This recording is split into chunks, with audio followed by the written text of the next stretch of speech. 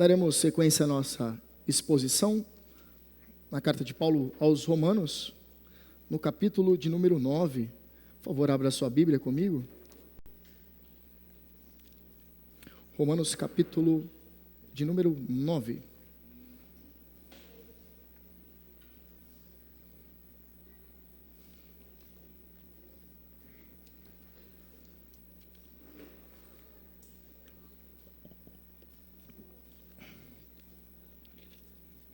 A partir do verso de número 6.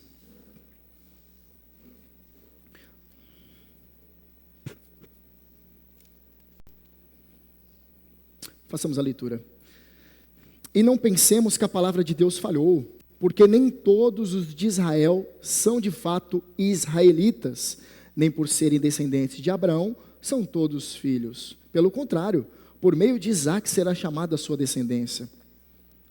Isto é, não são os filhos da carne que são os filhos de Deus, mas os filhos da promessa é que são contados como descendência, porque a palavra da promessa é esta: por esse tempo voltarei e Sara terá um filho. E isto não aconteceu somente com ela, mas também com Rebeca, ao conceber de um só, de Isaque, nosso pai. E os gêmeos ainda não eram nascidos, nem tinham feito o bem ou o mal, para que o propósito de Deus quanto à eleição prevalecesse, não por obras, mas por aquele que chama. Quando foi dito a Rebeca: o mais velho será servo do mais novo. Como está escrito: amei Jacó, porém desprezei Esaú. Até aqui a leitura da palavra do Senhor. Vamos orar mais uma vez. Santo e eterno Pai, queremos te dar graças por esse culto, por participarmos deste culto. Podemos oferecer louvores a Ti, podemos ouvir a Tua palavra, ler a Tua palavra. Agora rogamos que o Senhor aplique a Tua palavra em nosso coração, que nesta exposição haja fidelidade e extraiamos lições valiosas para o nosso viver. Em nome de Cristo que oramos. Amém. Meus queridos, no último domingo nós iniciamos a exposição no livro de Romanos, mais especificamente, obviamente, no capítulo de número 9. Do capítulo 1 ao capítulo 8, nós vimos Paulo apresentando uma série de doutrinas acerca da salvação. Agora, Paulo, ele muda completamente a sua direção. Ele estava tratando sobre plano de redenção. E agora ele vai tratar sobre os judeus. Como os judeus ficam nessa situação? O povo exclusivo de Deus, a nação de Deus. Agora, Paulo começa a tratar, a partir do capítulo 9, como o plano de Deus encaixa Israel em todo o drama da redenção. Paulo vai tratar do capítulo 9 ao capítulo 11, e para muitos, meus irmãos, estes são os capítulos mais difíceis de toda a Escritura de serem interpretados. E de fato, há uma complexidade enorme, enorme. Mas quando nós vamos observando a Escritura e tratando pausadamente, observando cada sentença, nós extraímos muitas coisas boas. Na verdade, quando nós analisamos a Escritura de maneira concentrada, tratando como palavra de Deus e com temor, o Senhor, Ele nos mostra o que Ele quer falar ao nosso coração. É isso que acontecerá a partir de agora. Nós vamos olhar detalhadamente o que a Escritura está dizendo. Mas nós já iniciamos o capítulo 9, e eu preciso fazer um resumo. No capítulo 9, Paulo, ele inicia no verso 1 e número 2, falando do amor sincero que ele tinha pelos seus compatriotas. Então, Paulo, ele se volta para os judeus dizendo assim: meus irmãos, eu os amo muito, embora vocês talvez não acreditem, porque parece que eu sou um traidor do movimento judaizante, ou do judaísmo, ou da tradição rabínica. Parece que eu sou um traidor do meu povo, mas não, eu os amo muito. Paulo estava se voltando em seu texto para um povo que era perseguido pelos romanos. Isso aconteceu no ano 49, lá em Roma, depois de Cristo, quando o imperador Cláudio expulsa os judeus por conta de uma confusão com os cristãos. Então, eles são expulsos da cidade de Roma, da cidade dali do império, a capital do império, mas depois eles retornam. É muito possivelmente que muitos judeus vieram a se converter ao evangelho. A igreja de Roma era formada por judeus em parte. E muitos tinham interesse em saber, poxa, e o nosso povo? E Israel? Como Israel é tratado nesse cristianismo? O que Israel significa dentro desse plano cósmico que Deus traçou? Paulo, então, ele se volta falando que ele os ama muito. Paulo, ele inicia o verso 1 e o verso 2 dizendo que os ama muito, ama sinceramente. Vocês lembram que era essa uma das aplicações da nossa última pregação? Agora, Paulo, no verso de número 3, ele demonstra um amor sacrificial. Ele diz assim, se fosse possível, eu sofreria o castigo, a punição eterna no lugar de vocês. Paulo demonstra um outro tipo de amor. Primeiro, um amor sincero, de coração, um sentimento. Agora ele diz, ainda que sentimento, e ainda que se fosse possível, ele faria isso. Ele trocaria o seu lugar na condenação que os judeus sofrerão. Aqueles que não depositam a fé em Cristo estão sujeitos à condenação. Paulo está falando assim, no capítulo 8 ele diz, eu sei que nada nos separará do amor de Deus que está em Cristo Jesus, mas se fosse possível, eu assumiria o lugar deles, eu assumiria o lugar de vocês. É isso que está no verso 3, se você dá uma olhada na sua Bíblia. Mas aí nós vemos um terceiro tipo de amor. Paulo, ele demonstra um amor verdadeiro, verso 4 e verso 5. Qual tipo de amor verdadeiro? Paulo, ele demonstra os 9 privilégios que os israelitas tinham, mas na sequência ele diz que existe um Deus que é bendito para sempre, que é Jesus Cristo. Paulo demonstra o amor verdadeiro ao não ocultar a verdade dos judeus. E aí nós aprendemos que a pessoa que ama verdadeiramente, ela não oculta a verdade da outra pessoa. Diante desses 3 tópicos, deste amor apresentado nesses 5 primeiros versos, Paulo, ele continua agora tratando sobre a palavra de Deus. A palavra de Deus não falhou, ele inicia assim no verso de número 6. Vocês estão muito enganados, vocês pensam que a palavra de Deus falhou, mas não falhou de forma alguma. Ela tinha um propósito e ela está se cumprindo de acordo com o propósito.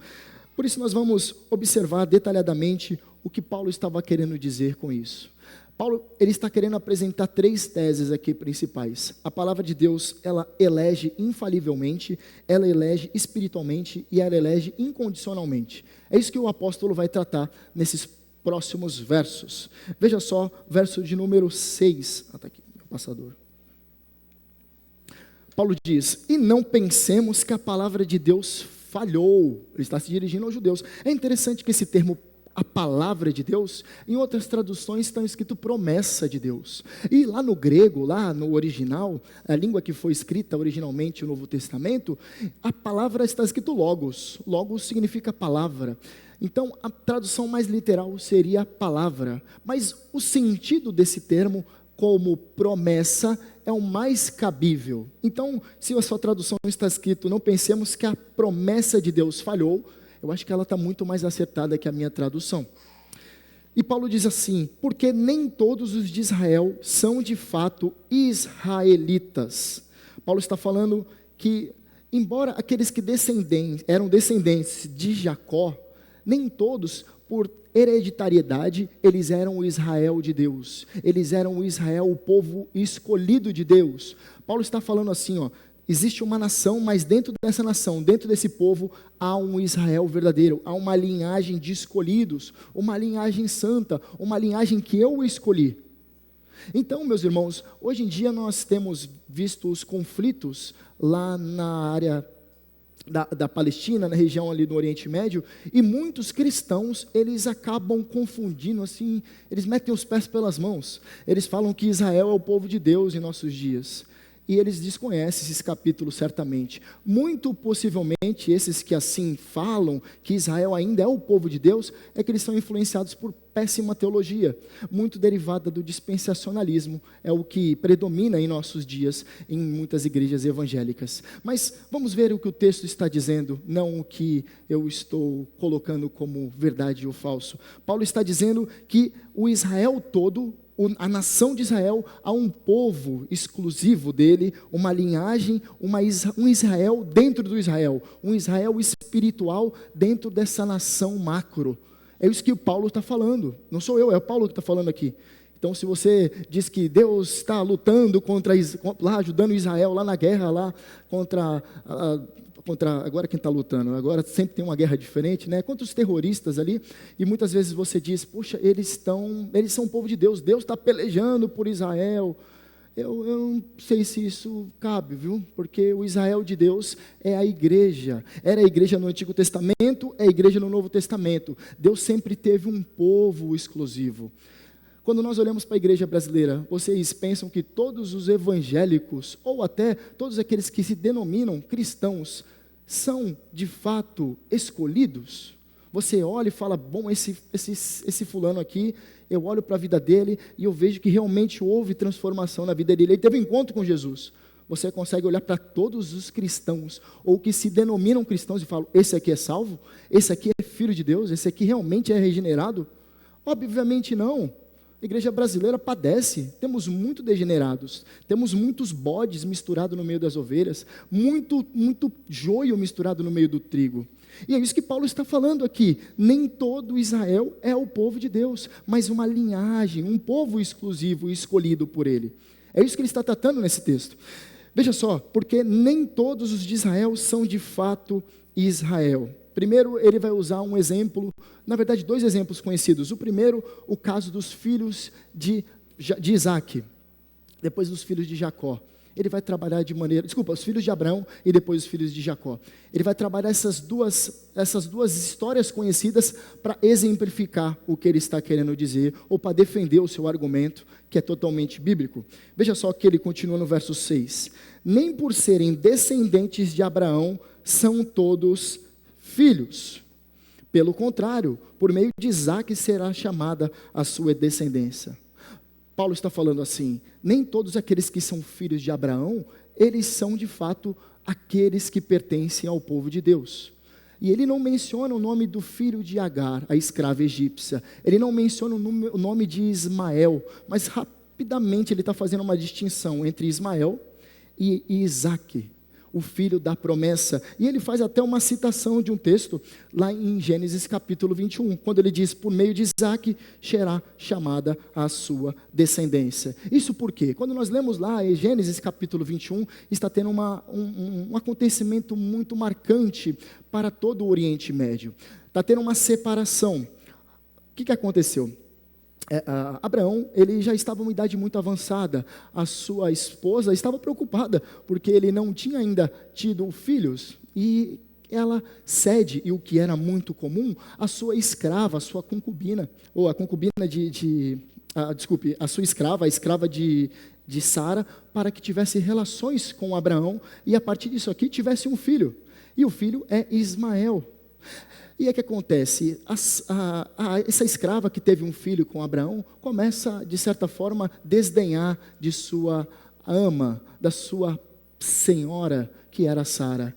E então, ela toma a decisão, junto com Abraão, de mandar a escrava embora, junto com o filho. E aí, Deus ele vai falar assim para Abraão, no verso número 12, mas Deus disse a Abraão, não fique incomodado por causa do menino, e por causa da escrava, faça tudo o que Sara disser, porque por meio de Isaque será chamada a sua descendência. Deus, na sequência, ele diz que abençoará ricamente a descendência de Ismael, mas ele diz que a promessa estava para o seu filho, que estaria por vir ainda, que seria Isaque. Por isso, é interessante nós vermos essa distinção que Paulo está dizendo. Nem todos filhos de Abraão, nem todos que eles são descendentes, eles pertencem à genética de Abraão, é que são o povo de Deus. É isso que Paulo está dizendo de maneira clara aqui. E ele continua assim, isto é, não são os filhos da carne que são os filhos de Deus. E aqui é muito interessante que a nossa tradução está escrito filhos da carne, mas o mais interessante não seria filhos da carne, porque fica parecendo que carne é natureza pecaminosa, mas carne no sentido de filhos naturais. Paulo então poderia estar dizendo, isto é, não são os filhos naturais que são os filhos de Deus, não são os filhos naturais no sentido de carne, descendência natural, mas no sentido espiritual, é o que Paulo vai dizer. Mas os filhos da promessa é que são contados como descendência. Ou o que ele está falando, que há uma descendência espiritual. Então, o povo de Deus, ele é escolhido nesse aspecto, não por pertencer ao mesmo sangue judeu, mas sim a uma escolha predeterminada que o Senhor fez em escolher alguns e deixar outros sem a sua escolha salvífica. É isso que o texto está dizendo. Nós veremos isso na sequência.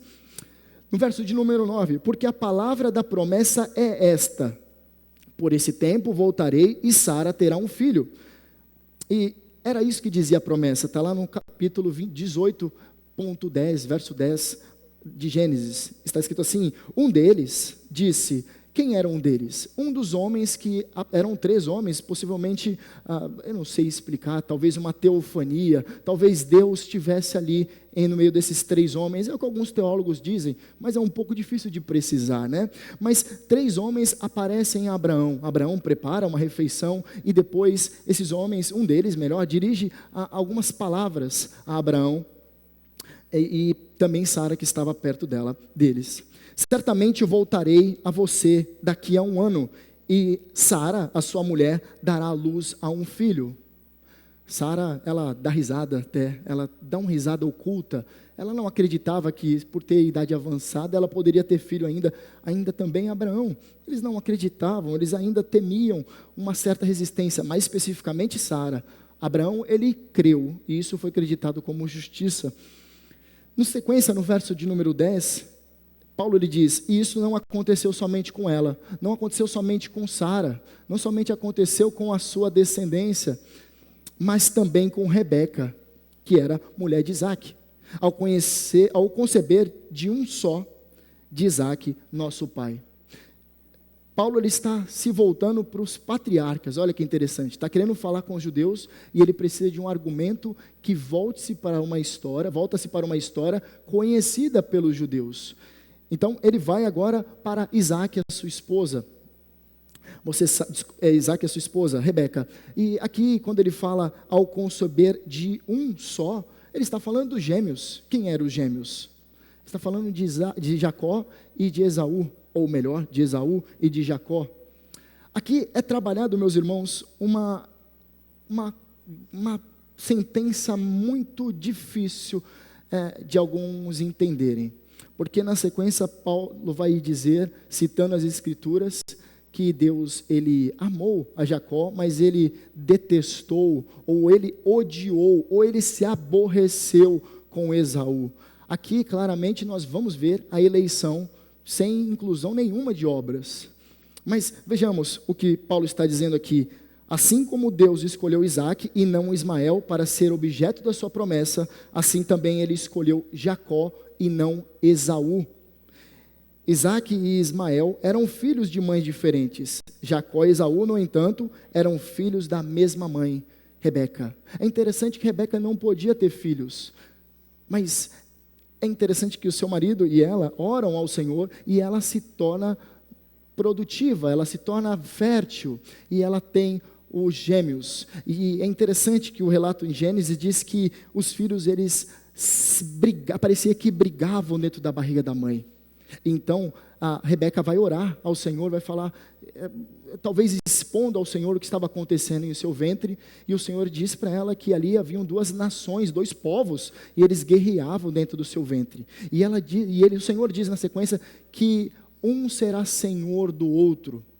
Veja só, verso de número 11, e os gêmeos ainda não eram nascidos, está falando de Jacó e Esaú, nem tinham feito bem ou mal, para que o propósito de Deus quanto à eleição prevalecesse, não por obras, mas por aquele que chama.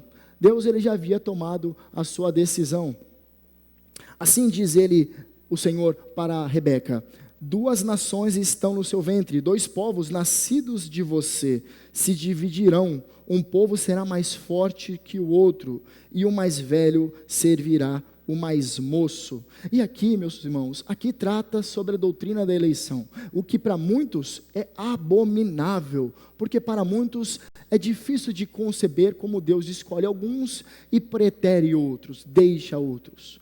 Muitas pessoas têm dificuldade com essa doutrina, e muito por não meditarem nas Escrituras, por não conhecerem as Escrituras. Alguns dizem que o Senhor ele vai nos escolher para a salvação prevendo lá na frente que nós acreditaríamos. É como se o futuro fosse algo à parte de Deus, e ele fosse até lá no futuro e visse, o fulano ele vai crer em mim, então eu vou escolhê-lo. Ele volta, vou determinar a sua salvação. Não é isso. Não há nada feito por Jacó que ele merecesse a salvação. Muito pelo contrário, nós sabemos que o termo Jacó vem de uma ideia de alguém que é um enganador, um usurpador, alguém que é mau. Quando nós vemos o relato que apresenta Jacó e Esaú, nós vemos que Jacó era um grande trapaceiro que vai, de alguma forma, negociar a progenitura que pertencia a Esaú. É Esaú que sai primeiro do ventre, mas percebendo que existia uma promessa sobre o primogênito, percebendo que haveria recompensas para aquele que era o primogênito, um dia Esaú chega faminto, e Jacó estava preparando uma sopa, um cozido, e ele com fome fala, me dê um pouco disso aqui que eu estou morrendo de fome, senão eu vou morrer. É até interessante a narrativa bíblica, me dá, senão eu vou morrer um pouco desse negócio aí.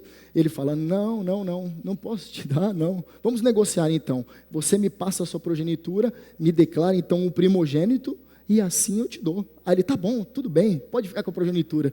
E toma daquela sopa de talvez lentilha, não sei.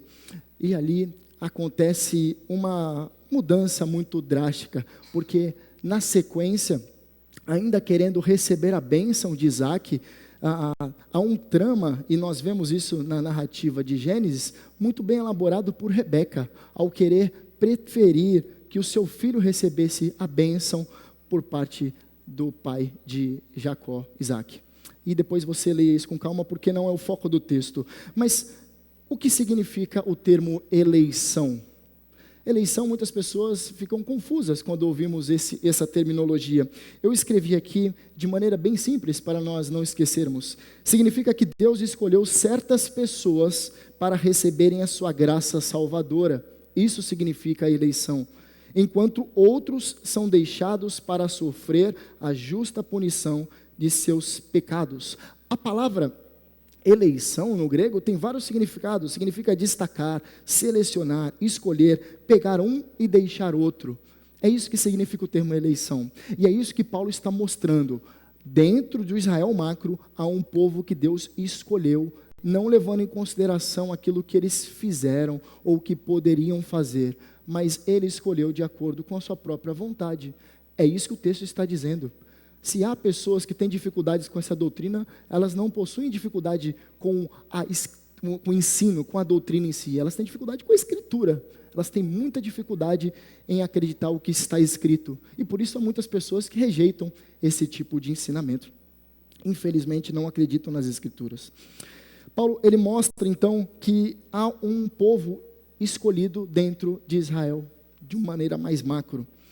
O texto segue no verso 2, e assim nós concluímos. Quando foi dito a Rebeca, o mais velho será servo do mais novo, como está escrito, amei Jacó, porém desprezei Esaú. Paulo, ele usa muitos textos bíblicos para defender o seu ponto, para defender que o Israel de Deus, a nação, não é o povo de Deus, mas uma descendência espiritual dentro da nação. Paulo diz assim, a escolha que aqui é colocada entre o mais velho será servo do mais novo, obviamente ele está se referindo entre Esaú, que vai servir Jacó, por conta de ter vendido. E aqui é interessante uma coisa, meus irmãos, o Senhor, ele havia escolhido Jacó para amar, antes de que ele nascesse, certo? Mas nós vemos na sequência que ainda assim a primogenitura pertencia a Esaú, e precisa haver uma negociação por essa progenitura, certo? E aqui nós vemos claramente a soberania de Deus, o decreto de Deus e a responsabilidade humana. As coisas andando de forma unânime. O Senhor decretou, sim, mas os homens agiram de acordo com o decreto de Deus. A responsabilidade era tanto de Esaú quanto de Jacó, mas o Senhor também tinha domínio e soberania. As coisas então, elas não acontecem deslocadas. Soberania de Deus e responsabilidade humana sempre estão andando juntos, como um trilho de trem. Nós vemos um trilho de trem tem duas partes e elas sempre andam juntas. Assim é a soberania de Deus. Paulo, ele conclui citando Malaquias, capítulo 1, verso 2 e 3. Está escrito assim lá, de maneira literal. O Senhor diz: eu sempre os amei, mas vocês perguntam, como é que nos amaste? E o Senhor responde: Esaú era irmão de Jacó, mas eu amei Jacó e desprezei Esaú. Fiz dos montes de Edom uma desolação e dei a sua herança aos chacais do deserto.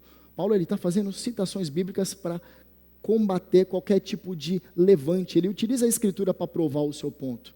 Ele não está inventando uma nova doutrina, estava no Antigo Testamento, é isso que Paulo está falando. Há alguns hereges em nossos dias, famosos inclusive, que eles aparecem em podcasts, e eles dizem que Paulo no capítulo 9, 10 e 11, teve um lapso, e de repente começou a escrever coisas que veio à sua memória, mas esses 3 capítulos poderiam ser desconsiderados da carta de Romanos. Obviamente, isso ofende o orgulho humano, dizer que o Senhor não leva em consideração os nossos méritos para a salvação. Para um homem em rebelião contra Deus é algo nocivo. Para aqueles que têm que dizer, eu escolhi a Deus, é algo repugnante, porque eles precisam falar, eu precisei cooperar com Deus para a minha salvação. São orgulhosos, pessoas inimigas de Deus, e com essas ações de quererem rasgar em 3 capítulos do Novo Testamento, demonstram a sua rebelião, não é somente com a palavra de Deus, mas com o Deus da palavra, e isso é algo preocupante.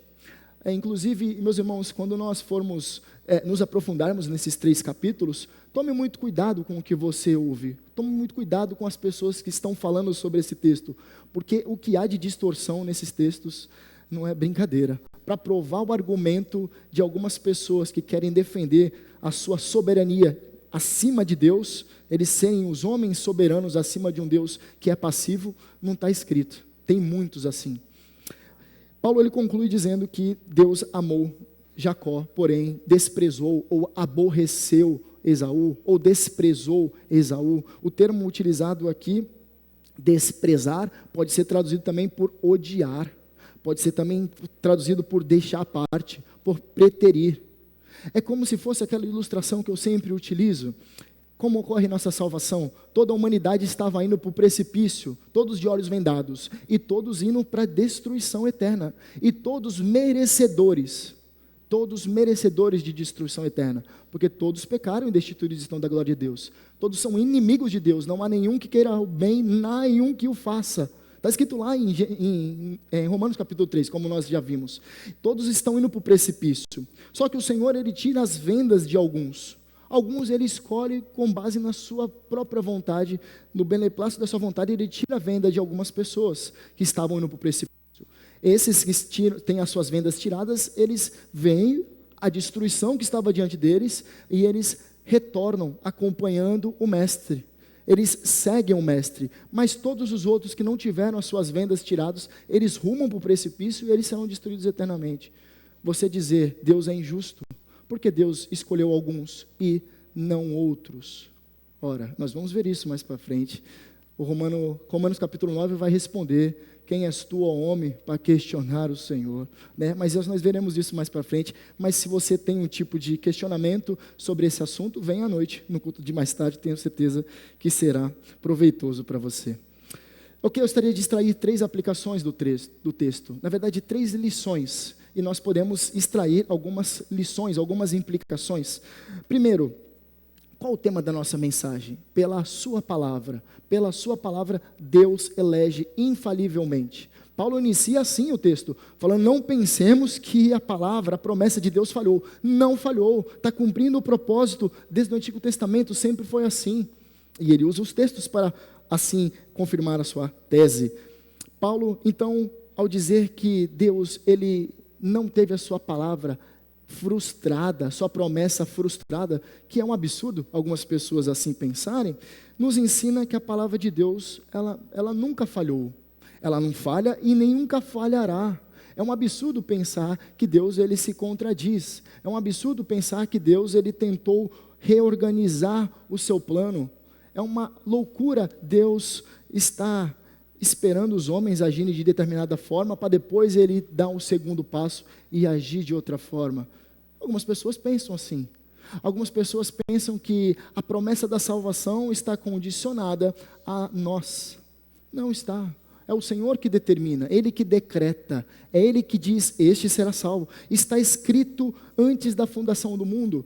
Nós fomos eleitos antes da fundação do mundo. Nosso nome está escrito no livro da vida antes da fundação do mundo, antes da criação, antes que existisse o primeiro haja. Antes que existisse terra, o Senhor já havia nos escolhido nele, em Cristo Jesus. Isso nos leva ao quê? Se a palavra de Deus nunca falha, a confiar tranquilamente no Senhor. Confiar tranquilamente nas promessas de Deus em nossas vidas, independente da situação que passemos, independente do pecado mais profundo que nós estejamos. Muitas pessoas estão lutando contra o pecado. Todos os crentes lutam, isso é verdade. E se um crente não luta contra o pecado, ele não é crente. Ele está tirando férias na Disney. Mas os crentes que são verdadeiramente salvos, eles estão lutando com algum pecado. Eles não estão contentes com a situação que eles estão. Eles estão em processo de santificação e eles se indignam contra o pecado e eles fazem guerra contra o pecado. E eles sabem que há uma briga pelo seu coração. E por isso eles estão constantemente buscando a santificação. E essas pessoas que estão na profundidade de pecados, estão caídos, muitos até desviados, muitos não querem recorrer ao Senhor porque não possuem forças. Certamente, se essa pessoa é um eleito de Deus, o Senhor o arrancará desse lamaçal de pecado. Você conhece pessoas que estão, pessoas desviadas, pessoas que não possuem mais relacionamento com Deus, mas pessoas que já viveram com o Senhor?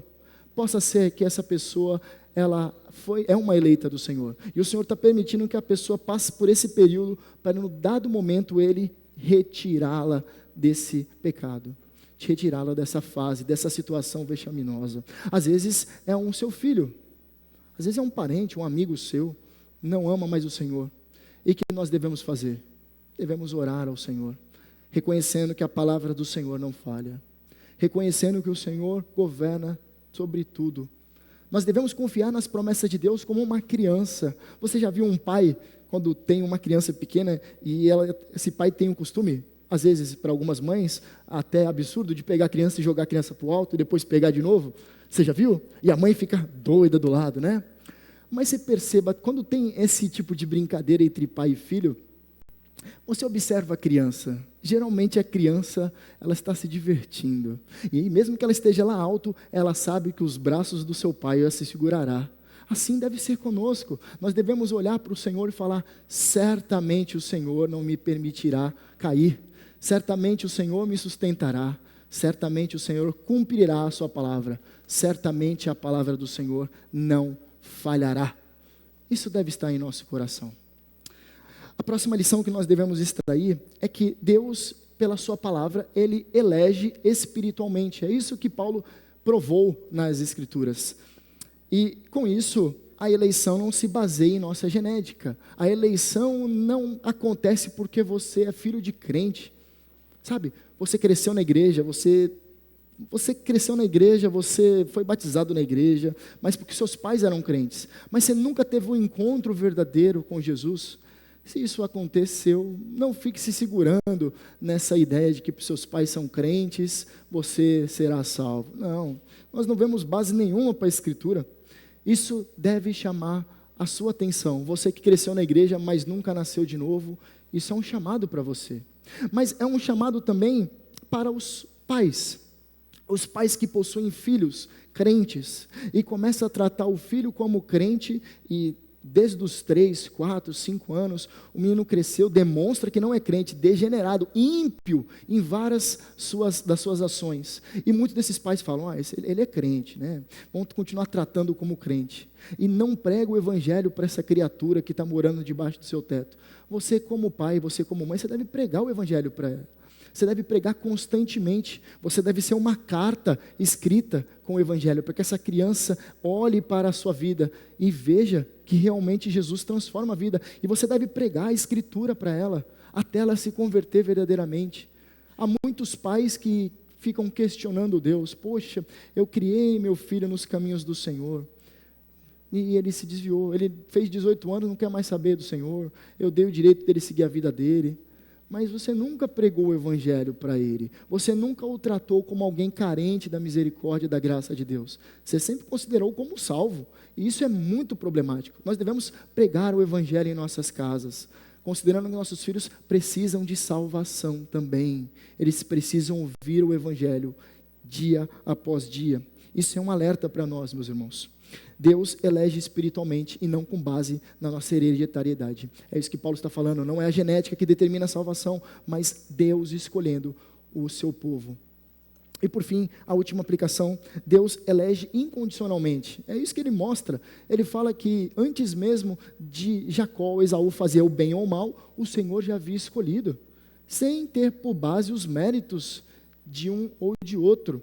Isso aqui destrói completamente o orgulho espiritual que alguns possuem, que dizem, eu escolhi Deus, ou então, Deus me salvou porque Ele viu algo bom em mim. Mentira, você é um mentiroso, não de forma alguma, só tem maldade, só tem rebelião em você, só há pecado.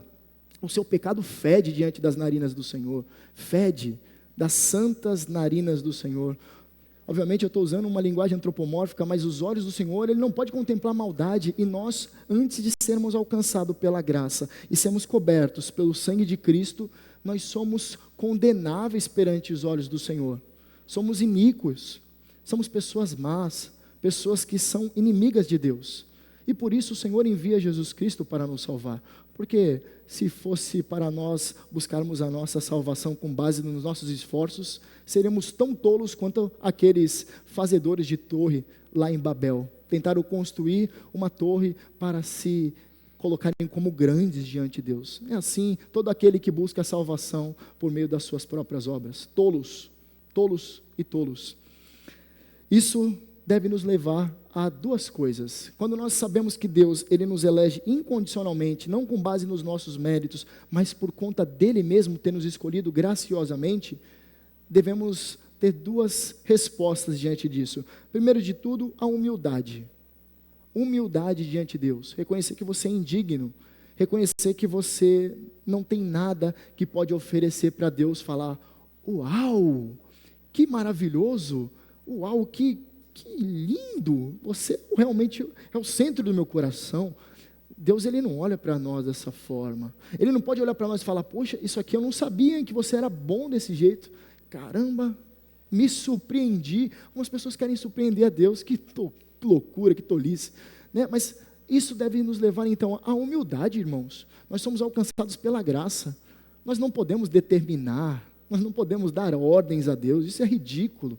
É uma blasfêmia, é absurdo, decretar, eu determino, isso é ridículo, tosco, é a coisa mais ridícula e absurda que há em nossos dias, pessoas que ordenam Deus fazer alguma coisa. Nós devemos nos aproximar diante de Deus com humildade, reconhecendo que Ele é o Senhor da nossa vida, reconhecendo que Ele nos atraiu com graça e com amor, reconhecendo que nós não temos nada para oferecer para Ele. Quando nós vemos um culto pela manhã, nós não vemos aqui, ó Senhor, nós vamos fazer o seu nome grande cantando músicas. Meu nome já é grande, diz o Senhor, o nome dele já é grande, Ele não precisa de louvores. Quando você acorda pela manhã, vou louvar a Deus, Deus não precisa do seu louvor, Ele não precisa do nosso louvor. Obviamente não, tem um monte de anjo lá adorando Ele, a criação toda adora o seu santo nome, só por existirmos a adoração perpétua e contínua diante de Deus. Mas quando nós estamos reunidos em um culto, nós somos chamados para nos unir a esse coral de anjos e entoar louvores ao Senhor. É um privilégio, mas nós devemos nos aproximar do Senhor Deus com humildade. Agora, há outra coisa diante dessa situação aqui. Se Deus nos elege incondicionalmente e não com base naquilo que nós façamos, há também que gerar gratidão. É isso que acontece no coração daqueles que reconheceram o que diz as Sagradas Letras. Aqueles que veem a doutrina da eleição como algo maravilhoso. Aqueles que realmente entenderam que não foi por mérito, mas por graça. Esses são cheios de gratidão. Esses amam servir o Senhor. Esses estão disponíveis em todo o tempo para servi-lo. E se necessário dar a própria vida, eles estão dispostos a dar a vida pelo seu Senhor. Por quê? O que os move? Se tivesse o Sérgio Chapelin e fizesse uma pergunta, quem são os crentes alcançados pela graça? Onde vivem? O que comem? Eles se alimentam da palavra de Deus, você poderia responder. Eles vivem com o Senhor em constante relacionamento. E eles estão dispostos a dar a própria vida, se necessário for. Pois o coração deles é cheio de gratidão. Eles reconhecem que eles não merecem nada. Eles não merecem o trabalho, a família, o teto, o alimento. Eles não merecem nada. Mas em todo tempo é graça sustentando. E ainda vem uma porção maior. O Senhor os salva. Além de dar todas essas coisas terrenas e passageiras, o Senhor dá um presente eterno. O Senhor o salva de si mesmo, o salva da condenação eterna, o Senhor o salva do pecado, o Senhor o salva do julgamento terrível que haverá para andar com Ele, para se relacionar com Ele. Nós somos chamados para nos relacionar com Deus, nos relacionar diariamente, constantemente com esse Senhor maravilhoso. Portanto, meus queridos, pela sua palavra, o Senhor Deus elege infalivelmente, espiritualmente, incondicionalmente. É o que o apóstolo Paulo está descrevendo de maneira mais abrangente nesses poucos versos. Que isso gere em nosso coração confiança para acreditarmos nas promessas do Senhor. Gere também alerta em nós para sabermos que a nossa condição espiritual deve ser dependente de Cristo e não atrelada ou dependente dos nossos pais ou dos nossos familiares que são crentes. E por fim, a termos humildade e gratidão diante da nossa salvação. Amém? Vamos orar? Santo e bendito Deus, nós queremos te dar graças pela tua palavra. Queremos te dar graças por este entendimento da tua palavra. Queremos te dar graças pelo teu Espírito que levou o apóstolo a escrever esta carta, para que, em alguns momentos, quando questionarmos doutrinas tão básicas da nossa fé, não fiquemos desamparados, mas saibamos o que acontece para que alcancemos a salvação. O Senhor nos amou e o seu amor nos transbordou ao ponto de sermos alcançados. Obrigado pelo teu Espírito que habita nos crentes e os transforma. Obrigado pelo teu Espírito que tem guiado a tua igreja desde o Pentecoste. Obrigado pelo teu Espírito que guiará a tua igreja em toda a verdade. Obrigado pelo teu Espírito que nos guiará até a pátria celestial. E neste grande dia nós estaremos face a face com o Senhor. E nós ali entoaremos louvores a ti. E até lá, Senhor, nós nos questionaremos. Por que eu, Senhor? Por que eu? Por que eu? Por que tu me escolheste? Por que não outro? Por que a mim? E esses questionamentos, Senhor, faça com que transborde em gratidão em cada um de nós. Em nome de Cristo que nós oramos. Amém. Amém.